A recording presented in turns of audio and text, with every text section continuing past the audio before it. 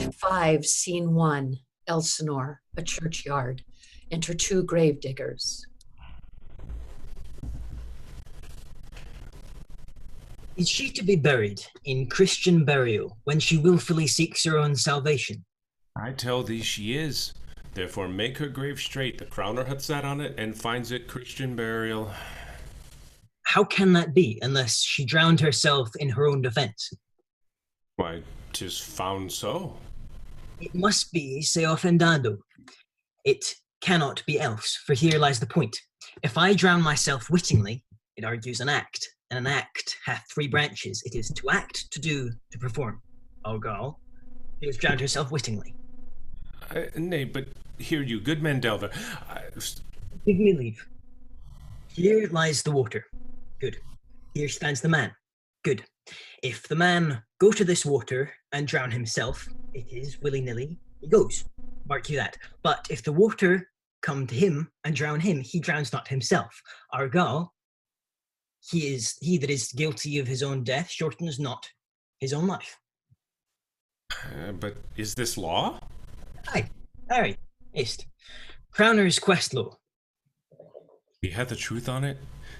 If this had not been a gentlewoman, she should have been buried out of Christian burial. Why? There thou sayest. And the more pity the great folk should have countenance in this world to drown or hang themselves, more than they're even Christian. Come, my spade. There is no ancient gentleman but gardeners, ditchers, and gravemakers. They hold up Adam's profession. Was he a gentleman? He was the first that ever bore arms. Well, why, he had none. What? Art a heathen? How dost thou understand the scripture? The scripture says that Adam digged. Could he dig without arms? I'll put another question to thee. If thou answerest me not to the purpose, confess thyself. Go to. What is he that builds stronger than either the mason, the shipwright, or the carpenter? The gallows maker. For that frame outlives 1,000 tenants. I like thy wit well, in good faith. The gallows does well. How does it well? It does well to those that do ill. Now, thou dost ill to say that the gallows is built stronger than the church. Argal, the gallows may do well to thee. Do it again. Come. Who builds stronger than a mason, a shipwright, or a carpenter? Aye. Tell me that, and unyoke. Mary, I can tell.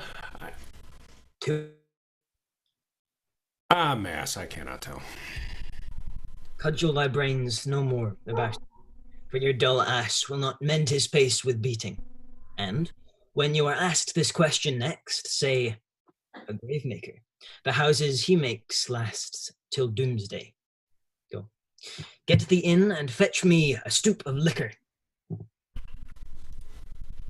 In youth, when I did love me, thought was very sweet.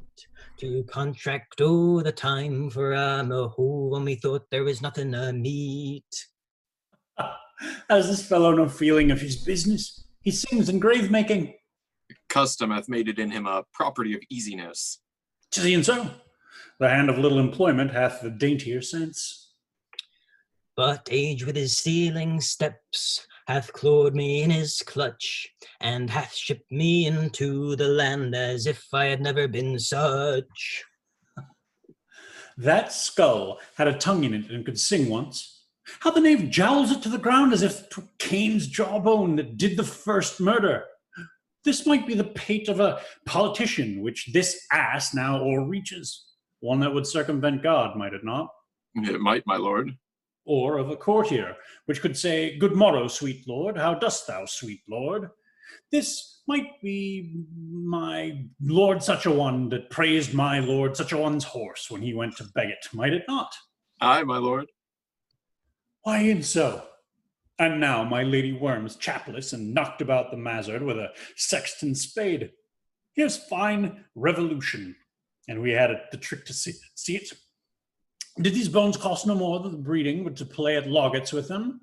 Mine ache to think on't. A pickaxe and a spade for and a shrouding sheet. Oh, a pit of clay for to be made, for such a guest is meet. There's another. Why may not that be the skull of a lawyer? Where be his quiddities now, his quilities, his cases, his tenures, and his tricks? Why does he suffer this mad knave now to knock him about the sconce with a dirty shovel, and will not tell him of his action of battery? This fellow might be in his time a great buyer of land, with his statues, his recognizances, his finances, his double vouchers, his recoveries. Is this the fine of his fines and the recovery of his recoveries, to have his fine pate full of fine dirt? Will his vouchers vouch him no more of his purchases, and double ones too, than the length and breadth of a pair of indentures? The very conveyances of his land will scarcely lie in this box, must the inheritor himself have no more. Ha! Not a jot more, my lord. Is not parchment made of sheepskins? Aye, my lord, and of calfskins too. Oh, they, sheep and calves, seek out assurance in that. I will speak to this fellow. Whose grave's this, sirrah? Mine, sir. Oh, a pit of clay for to be made for such a guest as me. I think it be thine indeed, for thou liest in't. You lie out on, sir, and therefore 'tis not yours. For my part, I do not lie in't. Yeah, thou dost lie in't. To be in't and say it is thine. 'Tis for the dead and not for the quick. Therefore, thou liest. Quick lie, sir. Pull away again from me to you. What man dost thou dig it for? For no man, sir. What woman then? For none neither. Who's to be buried in't? One that was a woman, sir, but rest her soul, she's dead. How absolute the knave is. We must speak by the card, or equivocation will undo us. By the Lord, Horatio, this 3 years I have took note of it. The age has grown so picked that the toe of the peasant comes so near the heel of the courtier, he galls his kibe. How long hast thou been a gravemaker? Of all the days of the year, I came to it that last day our last King Hamlet overcame Fortinbras. How long is that since? Cannot you tell that? Every fool can tell that. It was that very day that young Hamlet was born, he that is mad and sent to England.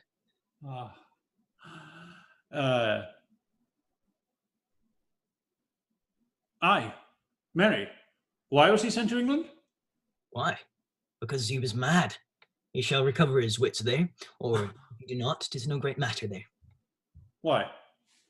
'Twill not be seen in him there. There the men are as mad as he. How came he mad? Very strangely, they say.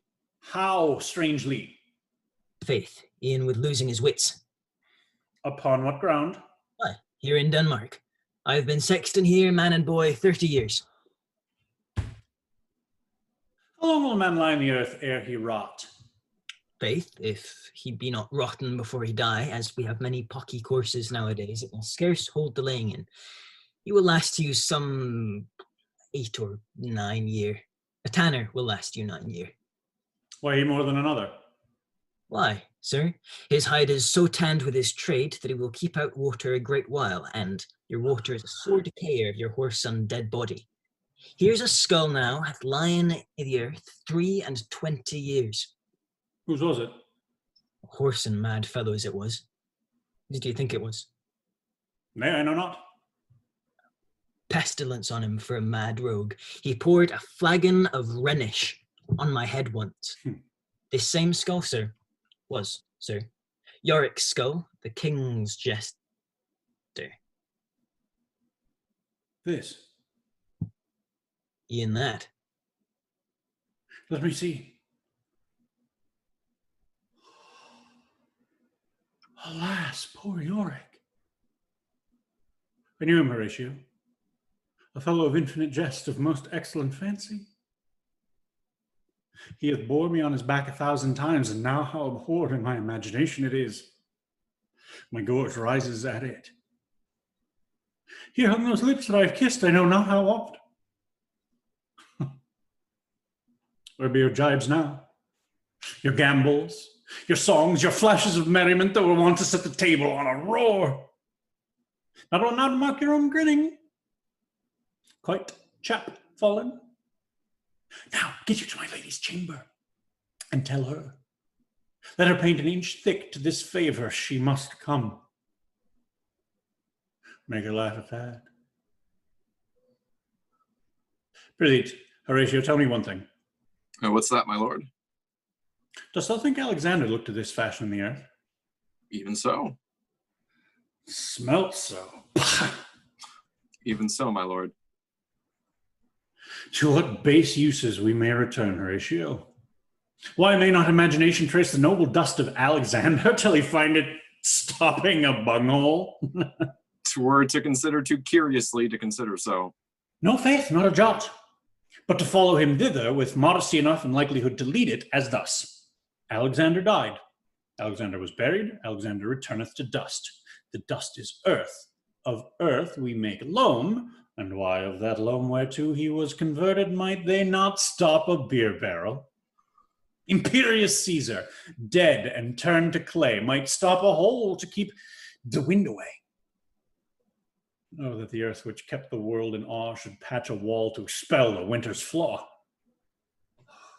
But soft you a while. Here comes the king, the queen, the courtiers. Who is this they follow? And with such maimed rites, this doth betoken the course they follow did with desperate hand fordo its own life. 'Twas of some estate, couch we a while, and mark. What ceremony else? This is Laertes, a very noble youth, mark. What ceremony else? Obsequies have been as far enlarged as we have warranty. Her death was doubtful. And but that great commandor sways the order, she should in ground unsanctified been lodged until the last trumpet. For charitable principles should be thrown on her grave, and yet here she is allowed her virgin krantz, her maiden struments, and the bringing home of bell and burial. Must there no more be done? No more be done. We should profane the service of the dead to sing a requiem and such rest to her as to peace-parted souls. Lay her the earth, and from her fair and unpolluted flesh may violets spring. I tell thee, churlish priest, a ministering angel shall my sister be when thou liest howling. What? The fair Ophelia. Sweets too sweet, farewell. I hope thou shouldst have been my Hamlet's wife. I thought thy bride bed to have decked, sweet maid, and not have strewed thy grave. Oh, treble woe! Fall 10 times treble on that cursed head, whose wicked deed thy most ingenious sense deprived thee of. Hold off the earth a while till I have caught her once more in mine arms. Now pile your dust upon the quick and dead, till of this flat a mountain you have made, to o'ertop old Pelion or the skyish head of blue Olympus. What is he whose grief bears such an emphasis, whose phrase of sorrow conjures the wandering stars and makes them stand like wounded hearers? This is I, Hamlet the Dane. The devil take thy soul! Thou prayest not well. I prithee take thy fingers from my throat. For though I am not displenitive and rash, yet I have in me something dangerous, which let thy wisdom fear. Hold off thy hand. Pluck them asunder. Hamlet, Hamlet! Gentlemen, Good my lord, be quiet. Why, I will fight upon this theme until my eyelids will no longer wag. Oh, my son, what theme? I loved Ophelia. 40,000 brothers could not with all their quantity of love make up my sum. What wilt thou do for her? Oh, he is mad, Laertes. For the love of God, forbear him. Show me what thou do. Would weep, would fight, would fast, would tear thyself, would drink a bysel, eat a crocodile, I'll do it. Dost thou come here to whine? To outface me with leaping in her grave, be buried quick with her, and so will I. And without parade of mountains, let them throw millions of acres on us, till our ground, singeing his pate against the burning zone, make Ossa like a wart. Nay, and thou, mouth, I'll rant as well as thou. This is mere madness, and thus a while the fit will work on him. Anon, as patient as the female dove, when her golden couplets are disclosed, his silence will sit drooping. Hear you, sir. What is the reason you use me thus? I loved you ever. but it is no matter. Let Hercules himself do what he may. The cat will mew, and the dog will have his day. I pray thee, good Horatio, wait upon him. Strengthen your patience in our last night's speech. We'll put the matter to the present push. Good Gertrude, set some watch over your son. This grave shall have a living monument. An hour of quiet thereby shall we see. Till then, in patience our proceeding be. Act 5, Scene 2, Elsinore, a hall in Elsinore Castle. Enter Hamlet and Horatio. So much for this, sir. Now you shall see the other. You do remember all the circumstance. Remember it, my lord. Sir, in my heart there was a kind of fighting that would not let me sleep. Methought I lay worse than the mutines and the bilboes, rashly. Praise to be rashness for it. Let us know. Our indiscretion sometimes serves us well when our deep plots do pull. And that should learn us there's a divinity that shapes our ends. Refuse them how we will. That is most certain. Up from my cabin, my sea gown scarfed about me. In the dark groped I to find out them. Had my desire, fingered their packet, and in fine withdrew to mine own room again, making so bold my fears, forgetting manners, to unfold their grand commission, where I found, Horatio, a royal knavery. An exact command, larded with many several sorts of reasons, importing Denmark's health, and England's too, with, such bugs and goblins in my life that on the supervised no leisure bated, no, not to stay the grinding of the axe, my head should be struck off. Is possible? Here's the commission. Read it at more leisure. But wilt thou hear how I did proceed? I beseech you. Being thus benetted round with villainies, or I could make a prologue to my brains, they had begun the play. I sat me down, devised a new commission, wrote it fair. I once did hold it, as our statists do, a baseness to write fair, and labored much how to forget that learning. But, sir, now it did me yeoman service. Wilt thou know the effect of what I wrote? Aye, my good lord. An earnest conjuration from the king. As England was his faithful tributary, as love between them like the palm might flourish, as peace should still her wheaten garland wear, and stand a comma between their amities, and many such like as is of great change, that on the view and the knowing of these contents, without debatement further, more or less, he should those bearers put to sudden death, no shriving time allowed. How is this sealed? Why, even in that was heaven ordinant. I had my father's signet in my purse, which was the model of that Danish seal. Folded the writ up in the form of the other, subscribed it, gave it the impression, placed it safely.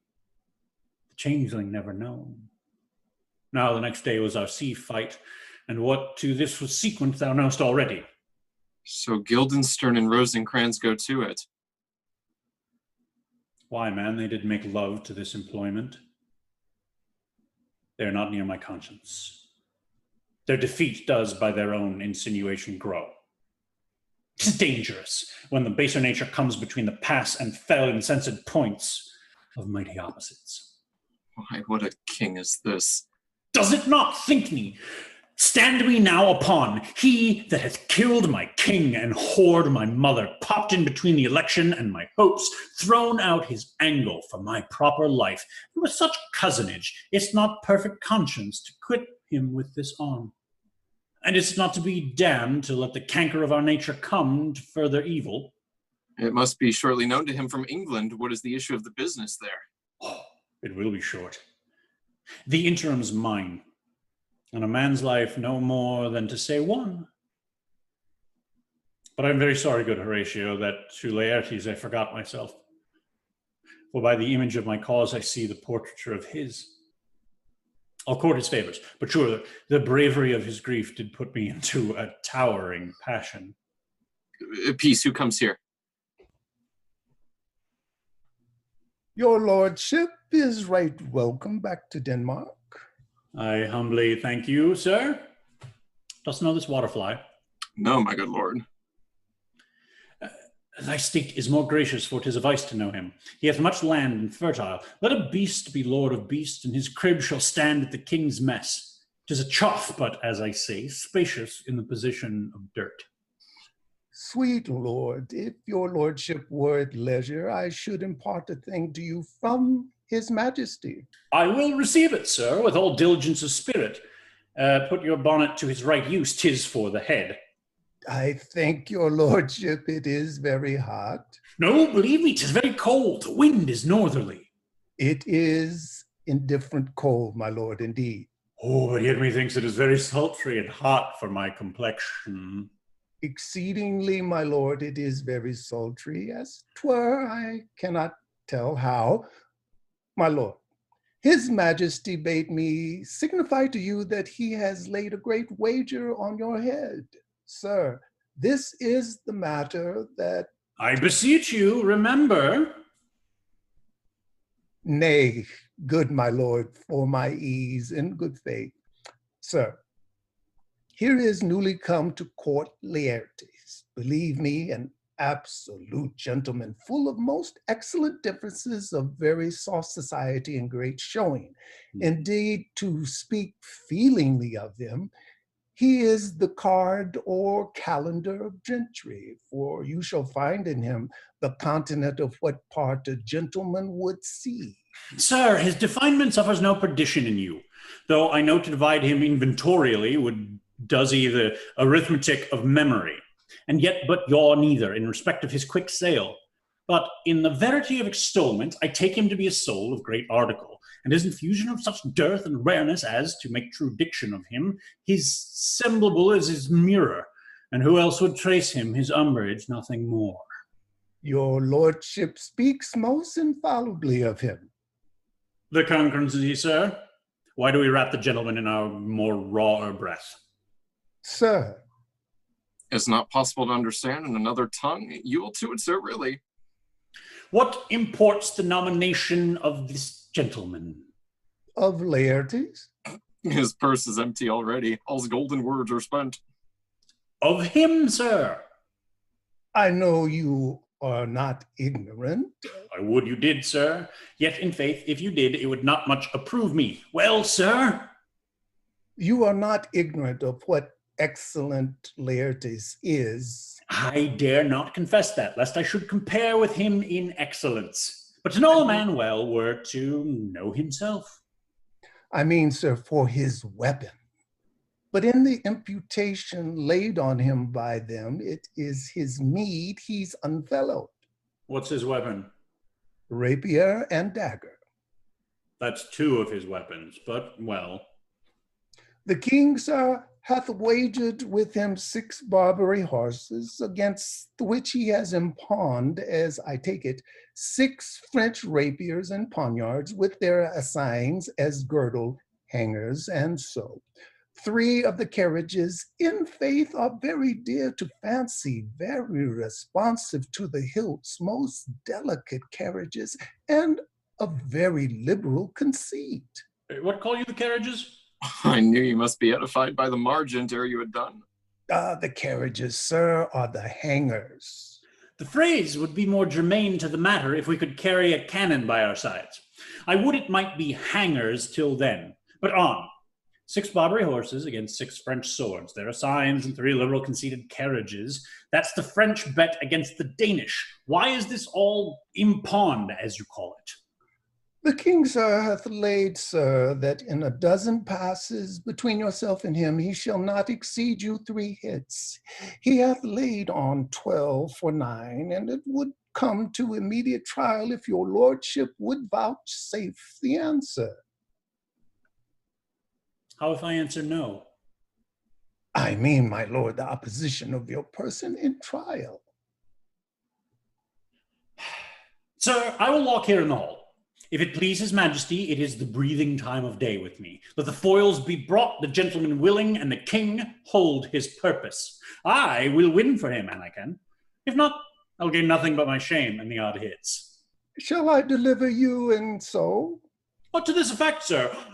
After what flourish your nature will. I commend my duty to your lordship. yours. He does well to commend it himself. There are no tongues else for his turn. This lapwing runs away with a shell in his head. He did comply, sir, with his dug before he sucked it. Thus has he, and many more of the same breed that I know the drossy age dotes on, only got the tune of the time, and out of an habit of encounter, a kind of yeasty collection, which carries them through and through the most fanned and winnowed opinions, and do but blow them to their trial. The bubbles are out. My lord, his majesty commended him to you by young Osric, who brings back to him that you attend him in the hall. He sends to know if your pleasure to hold to play with Laertes, or that you will take longer time. I am constant to my purposes. They follow the king's pleasure. If his fitness speaks, mine is ready now, or whensoever, provided I be so able as now. The king and queen and all are coming down. In happy time. The queen desires you to use some gentle entertainment to Laertes before you fall to play. She well instructs me. You will lose, my lord. I do not think so. Since you went into France, I have been in continual practice. I shall win at the odds. But thou wouldst not think how ills all hear about my heart. It is no matter. Nay, good my lord. It is but foolery. But it is such a kind of gain-giving as would perhaps trouble a woman. If your mind dislike anything, obey it. I will forestall their repair hither and say you are not fit. Not a whit. We defy augury. There's a special providence in the fall of the sparrow. If it be now, 'tis not to come. If it be not to come, it will be now. If it be not now, yet it will come. The readiness is all. Since no man of aught he leaves knows, what is to leave betimes? Let be.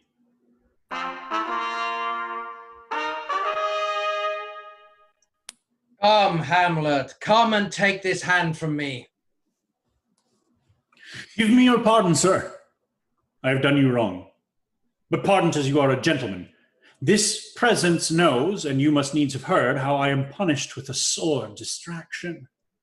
What I have done that might your nature, honor, and exception roughly awake, I here proclaim was madness. Was Hamlet wrong, Laertes? Never Hamlet. If Hamlet from himself be ta'en away, and when he's not himself does wrong Laertes, then Hamlet does it not. Hamlet denies it. Who does it then? His madness. Yet to be so, Hamlet is of the faction that is wronged. His madness is poor Hamlet's enemy. Sir, in this audience, let my disclaiming from a purposed evil free me so far in your most generous thoughts that I have shot my arrow o'er the house and hurt my brother. I am satisfied in nature, whose motive in this case should stir me most to my revenge. But in my terms of honor I stand aloof, and will know reconcilement till by some elder masters of known honor I have a voice and precedent of peace to keep my name ungorged. But till that time, I do receive your offered love like love, and will not wrong it. I embrace it freely, and will this brother's wager frankly play. Give us the foils, come on. Come, one for me. I'll be your foil, Laertes. In mine ignorance, your skill shall, like a star in the darkest night, stick fiery off indeed. You mock me, sir. No, by this hand. Give them the foils, young Osric. Cousin Hamlet, you know the wager. Very well, my lord. Your grace has laid the odds on the weaker side. I do not fear it. I have seen you both, but since he is better, we have therefore odds. This is too heavy. Let me see another. Aye, my good lord. Set me the stoops of wine upon that table. If Hamlet give the first or second hit, or quit in answer of the third exchange, let all the battlements their ordnance fire. The king shall drink to Hamlet's better breath, and in the cup an union shall he throw, richer than that which 4 successive kings in Denmark's crown have worn. Give me the cups, and let the kettle to the trumpet speak. The trumpet to the cannoner without, the cannons to the heavens, the heaven to earth. Now the king drinks to Hamlet. Come, begin, and you, the judges, bear a wary eye.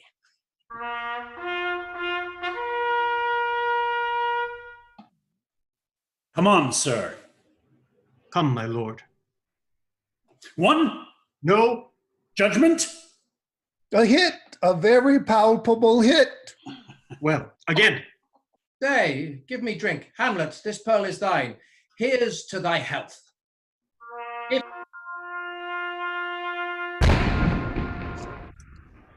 Give him the cup. I'll play this bout first. Set it by a while. Come. Another hit. What say you? A touch, I do confess. Our son shall win. He's fat. He's fat and scant of breath. Here, Hamlet, take my napkin, rub thy brows. The queen carouses to thy fortune, Hamlet. Good, madam. Gertrude, do not drink. I will, my lord. I pray you pardon me. It is the poisoned cup. It is too late. I dare not drink yet, madam. By and by. Come, let me wipe thy face. My lord, I'll hit him now. I do not think it. And yet it is almost against my conscience. Come for the third, Laertes. You do but dally. I pray you pass with your best violence. I'm afeard you make a wanton of me. Say you so? Come on. Have at you now. Part them, they are incensed. Nay, come again. They bleed on both sides. How is my lord? How is it, Laertes? As a woodcock to mine own springe, Osric. I am justly killed with mine own treachery. How does the queen?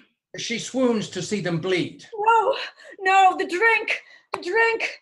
Oh, my dear Hamlet, the drink, the drink. I am poisoned. Villainy. Oh, let the door be locked.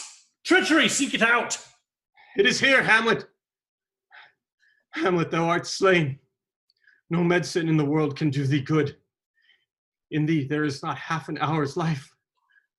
The treacherous instrument is in thy hand, unbaited and envenomed. The foul practice hath turned itself on me. Lo, here I lie, never to rise again. Thy mother's poisoned. I can no more. The king's to blame. The point in venom too. Then venom to thy work.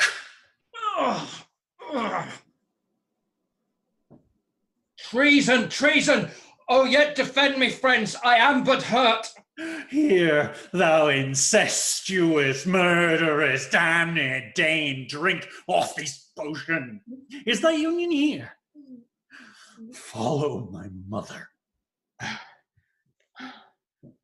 He is justly served. It is a poison tempered by himself. Exchange forgiveness with me, noble Hamlet. Mine and my father's death come not upon thee, nor thine on me. Heaven make thee free of it. I follow thee. I'm dead, Horatio. Wretched queen, adieu. You that look pale and tremble at this chance that are but mutes, an audience to this act had I but time. As this fellow Sergeant Death is strict in his arrest. Oh, I could tell you. But let it be. Horatio, I am dead. Thou livest. Report me in my cause aright to the unsatisfied. Never believe it. I am more an antique Roman than a Dane. Here's yet some liquor left. Art thou a man? Give me the cup, let go by heaven all hat. I got Horatio. What a wounded name, things standing thus unknown, shall I leave behind me? If thou didst ever hold me in thy heart, absent thee from felicity a while, and in this harsh world draw thy breath in pain to tell my story. What warlike noise is this?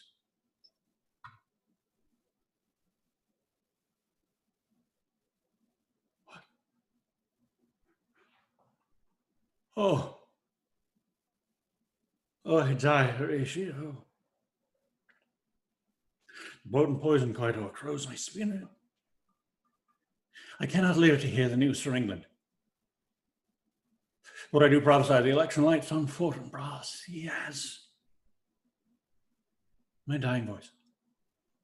So telling with the occurrence, more and less,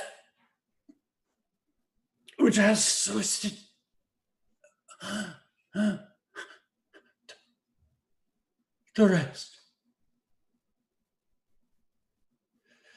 is silence.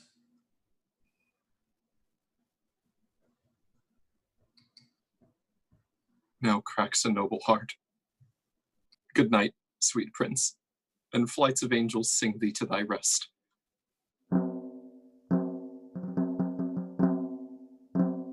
Why does the drum come hither? Where is this sight? What is it you would see? If aught of woe or wonder, cease your search. This quarry cries on havoc, O proud death. What feast is toward in thine eternal cell, that thou so many princes at a shot so bloodily hast struck?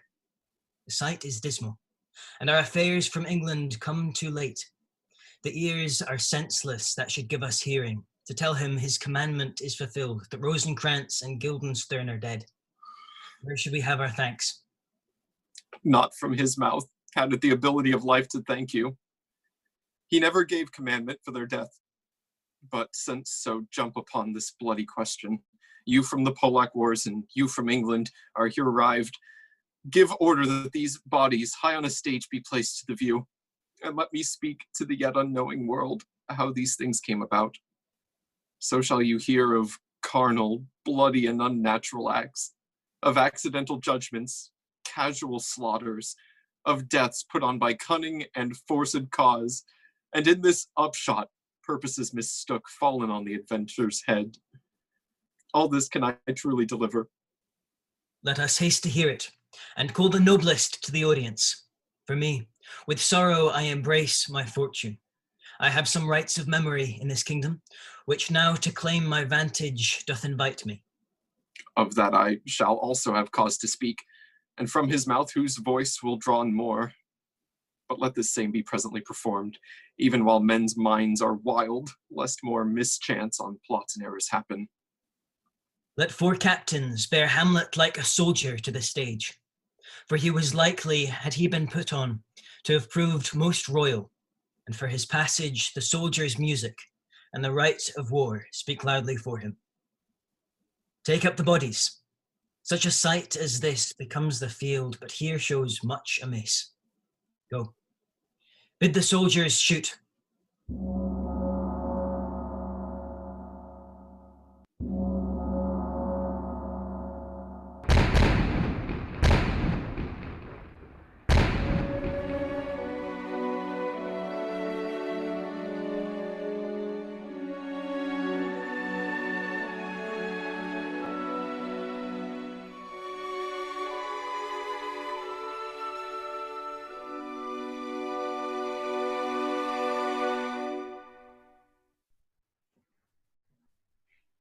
Thank you for watching. We hope you enjoyed our presentation of William Shakespeare's Hamlet. We'd like to thank again our players for today, Jason Rennie, Christopher Carbo, Martin Hillier, Pamela Roylance, Ron Dorn, Sasha Venn, Taylor Marr, Chris Klein, and Cameron Prince. And I'm Mary Carrig. Thanks again, and stay tuned for our next presentation from Shakespeare 2020 Los Angeles.